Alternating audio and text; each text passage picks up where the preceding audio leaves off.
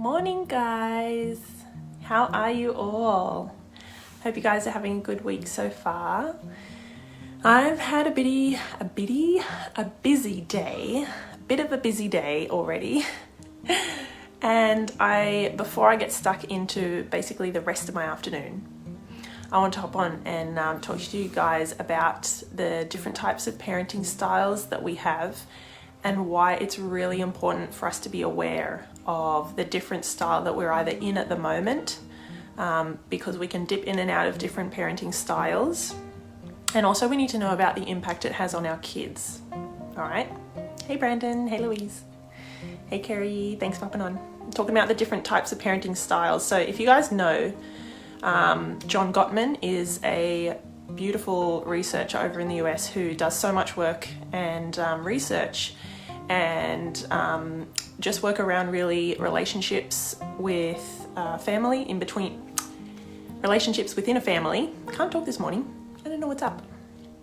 Relationships within a family, and particularly like marital relationships as well as parenting relationships to kids. So he has done obviously heaps of research around parenting styles and the effect it has on kids, and to be honest, this is the stuff that I really frequently talk about when I start coaching parents, or when I do a workshop or a program. I'm including this stuff, this information, this knowledge, and really this like kind of approach to parenting, because it is so powerful. It is really great to have this knowledge and to be able to use it just at home in your everyday. It's not like even strategies, it's just an approach. Hey guys, hey Normie. So what I'll do really quickly is go through the 4 different parenting styles. Now John Gottman calls them parenting types, types of parent, but I sort of speak about in the way that they're styles because we can, like I said, we can move in and out of using these styles of parenting even across one day, or you can usually sit in one parenting style. And to be honest, it's a lot of the reason that you are a particular way with your parenting is because that's how you were parented when you were growing up. And so a lot of that, a lot of those experiences create what we call paradigms, which are just these sets of beliefs and our lens or our way we view the world, and particularly parenting. So the way we view parenting might be like very rules-based, very authoritarian, very punishment kind of based and things like that. Or you might have a parenting style and paradigms around parents being overly soft and warm and caring and forgiving and appeasing and allowing and all that stuff. So you can see already there's different types. So I want you guys to let me know what parenting style you resonate with most, and I'll go through the 4 of them really quickly. Louise, so you're saying I can change moment to moment? Yes, it's so true. I do too. I kind of go in and out of waves, and it depends a lot on how I'm feeling. So we know that our emotions greatly affect our kids' emotions and behavior. Our energy affects their energy. They pick up on that stuff, and I'm seeing that definitely this last week. Hey Karen, thanks for watching. So the first parenting style or parenting type is called the dismissive parent. So you guys can already kind of think from that term, dismissive is that parenting style when a child's emotional expression, or a big emotion or a meltdown or something, is kind of dismissed by the parent. It's not seen as important or valuable. It is seen as a bit bothersome, and that it kind of gets in the way, and that we have things to do in the family, so don't let your emotions get in the way. And it's really kind of that brush it off, sweep it under the rug. Parents will say, you'll be right, it's okay, hop up, you're fine, you're not hurt, or that's not a big deal, she probably didn't mean it, just let's get going, keep moving. So that's the dismissive parenting style. And I'll put my hand up and say there are days and times when I'm in that mode, and I say to my kids, I'm like, don't worry, it's not a big deal, you'll be fine, it's okay, you're brave. But in a sense, that is brushing off our kids' emotion and their authentic experience. So we know that particularly young kids, actually even teenagers, things that happen to them are huge, important, and emotional, and they need help to sort it out because it's really affecting them. But we think, oh my goodness, you just bumped your knee, that's fine, or so you didn't get quite a good as mark on the test as you wanted. Don't worry. So that is dismissing our kids' emotion. Louise, I'm guilty too. Yep. We all dip in and out of these. But you might notice that you tend to sit in one parenting style more than others. Hey, Shalinda. So that's the first parenting style, the dismissive parent. And the impact or the effects of kids who grow up with dismissive parents are that they learn, well, what do you think they learn first? I want you guys to think about it. What would they learn and understand about emotions if their parent continued to dismiss it, wanted them to hurry up and get better, move through it, be happy again, swept it under the rug, didn't talk about it, didn't talk about emotions or what was wrong, and kind of let the passage of time heal the emotion. Yes, they would ignore their emotions. Thanks, Louise. So those kids learn, and they grow up into adults. Surprise, surprise. They grow up into adults who think emotions are messy, fluffy, annoying, not valuable, not worth talking about, not information, not messages from themselves, not worth talking about. Did I say that already? And they learn that emotions are not valued, and they don't learn, this is a key point, they don't learn how to problem solve and move through these emotions and deal with them. Because the way they've learnt to deal with them is, when I'm really sad, or when I'm upset, or something's bothering me, or I can't deal with something and I'm angry, I just have to go to my room and get over it. I just have to wait for time to fix it. I just have to calm down on my own. We're all guilty. Yeah, Shalinda, we're all guilty of doing this. So that's the first style of parenting, dismissive. So let me know if you guys resonate with that one, because that's a pretty common one. And the reason is because it makes us feel uncomfortable as parents to see big emotional expression from our kids, right? It often comes at the worst time. We're trying to get out the door to work or get them to school, or whatever it might be, or we just want them to eat their dinner and they're complaining. So it bothers us. So we want them to just hurry up, don't worry about it. It's no big deal, move on. So the second type of parent is the disapproving parent. So the disapproving parent is really very similar to the dismissive parent, but more negative, because they actively disapprove of kids expressing particularly negative, or I'll say uncomfortable, unpleasant emotions, right? So it's things like, go to your room if you're crying. Boys don't cry. You shouldn't be angry at this. It's not a big deal. Just be a good girl. Stop getting so upset. All those kind of negative, disapproving of kids' emotional expression. So the kids, and again, no problem solving support, or no talking about, how come you feel that way? What happened? What's going on to make you feel X, Y, Z? What do you think we can do about it to move on? What do you think you can say to her to, get what you need? So no problem solving help. So those kids grow up, and the effects of that parenting style is that they really learn not to show any emotion, not to talk about emotion, because they'll get in trouble. Emotions are bad, emotions are naughty, or that they should only show good, pleasant, happy, excited, joyful emotions. So the third type of parent is the laissez-faire parent, which is lazy, the lazy parent. And Gottman says that these parents do accept any and all emotion being shown from their kids, but there is no support around how to manage their emotions or guide them through that yucky feeling, help them when they're really upset or frustrated, no coping strategies.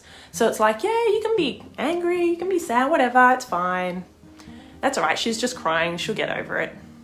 Sometimes well-intended, but like none of those extra steps of helping our kids learn to regulate, right? So those kids can often grow up, he says, just showing any emotion, sometimes being really dramatic and splashing their emotion everywhere, but there's again no regulation, no management, no coping strategies, no problem solving, none of that stuff. So have a think about those 3 styles and think about potentially people you work with, right? Adults who have those emotional styles that they either never talk about their emotions, or it's awkward or uncomfortable to talk about emotions, or they just splash their emotions out anywhere. And you're like, can you please manage yourself? You're affecting everyone. But they don't know how to do that because they've never been taught, right? So the last and the 4th style or type of parent is the emotion coach parent. So this is all the stuff that I am like posting about, coaching about, talking about all the time. It's that style of parent who, I'm getting like excited. Is that really lame? It's that style of parent who, Gottman says, first and foremost is aware of their child's feelings, even the subtleties of how their kids are feeling. So it's really being in tune. Hey guys, is this exciting or is it just me? So they're aware of their child's emotions and in tune or attuned. Even those little bits of like, oh, she's not quite herself today, or oh, you usually wouldn't be upset about that, something's up. So aware of their child's emotions and sees their child's big emotional expressions or upsets or meltdowns or whatever as not bothersome, like, oh, she's crying again, come on, but seeing it as an opportunity for intimacy and connection and teaching kids something. Hey Lynn, what do you think about the emotion coach parent? So they see emotional expression as an opportunity, like, oh, I can help my kids here, I can guide them, I can support them, I can teach them something. And the way that they manage their kids' negative or unpleasant emotions is that they help their kids label the emotion, say what it is, name it. We say name it to tame it. So talking about the emotion, connecting that feeling or the emotion to something that happened, like that cause and effect. Wow, I'm feeling really upset or disappointed because I didn't get invited to the party, or because she took my books and didn't ask. So really getting down into, why do you feel that way? Is that okay to feel that way? And then the last couple of steps is still setting limits and boundaries. Don't forget this one, parents forget. Or I think sometimes, with parents I coach, they say, I don't want to set all these limits and boundaries and rules because I don't want my kids to reject me or not love me or be like, no, rules. We have to do that as loving parents, there's research that says setting boundaries and limits for our kids actively says to them, I love you and I care about you enough to set some rules or some boundaries to keep you safe and to help you grow into a nice, kind, empathetic, hardworking member of society, of human being, like that. So it's really important. And it is, sometimes we do struggle with it and it feels yucky, but you have to do it. So I will say to my kids, that's okay, I understand you look so upset, your cheeks are so red and you're so frustrated right now. You took your toy, I would feel the same. So we empathize with the kids, but you do not hit or kick your sister or similar, right? So we still have to say, I get it, that's okay to feel that way, you can feel any emotion, but you do not, whatever the response or reaction is, you know, setting those limits. And then the last part is they help emotion coach parents help their kids problem solve emotions.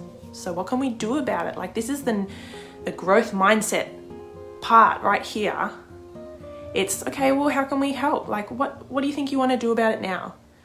Do you want to sit here and stay with me for a bit, or do you want to go out and keep playing? Do you want to ask her for a turn, or do you want to play with something else?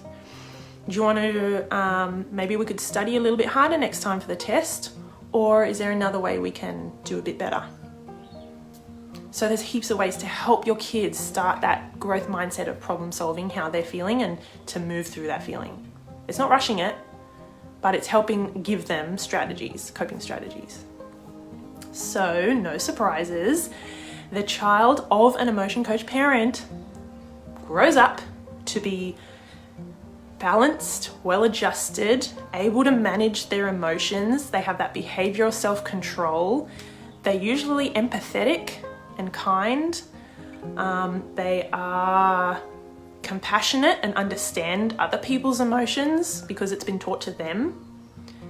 So, and really it builds their confidence because they have that inner knowing, or that confidence at their core of, I know, this is huge. Ready? I know that I can feel different emotions, but that they come and go, and that I am not my emotions. Okay, that's huge. Hey, Amy. So it's teaching our kids emotions come and go. I can have emotions, they'll stick around, but they never stay for too long. And I have some coping strategies. I know how to get through this negative emotion. So it builds their confidence and their resilience. So don't we want that? I've been talking for way too long. But they're the 4 types of parents. And it's so, the reason that it's so powerful to raise your awareness of these 4 parenting styles is that when you know that, like, even, you don't have to know the ins and outs, but you know generally the dismissive parent, the disapproving parent, the laissez faire parent, and the emotion coach parent, you kind of really start to raise your awareness of when you yourself dip in and out of these styles, and it just helps you shift that mindset of, oh, I'm really being dismissive today, I'm not giving my kids time, no wonder it's a cyclone, because they need that support from me. So, I did an article on my blog about this a little while ago. It's on my website if you want to read kind of the ins and outs and a bit more information. It's really, really powerful to know. It's at stephaniepinto.com, and just go to the blog section. And I think actually I even did a video on YouTube for it. If you guys are following my YouTube channel, you may have already seen it. I do like 5 to 10 minute videos, they're not very long. And all around EQ and parenting, obviously. So let me know if this has kind of resonated with you, if it's kind of clicked in, and if you think, yeah, I can totally tell I'm like this or that parent. It's really, really interesting to know your habits and your patterns. All right, guys, have an awesome rest of your day, and I'll see you next time. Bye.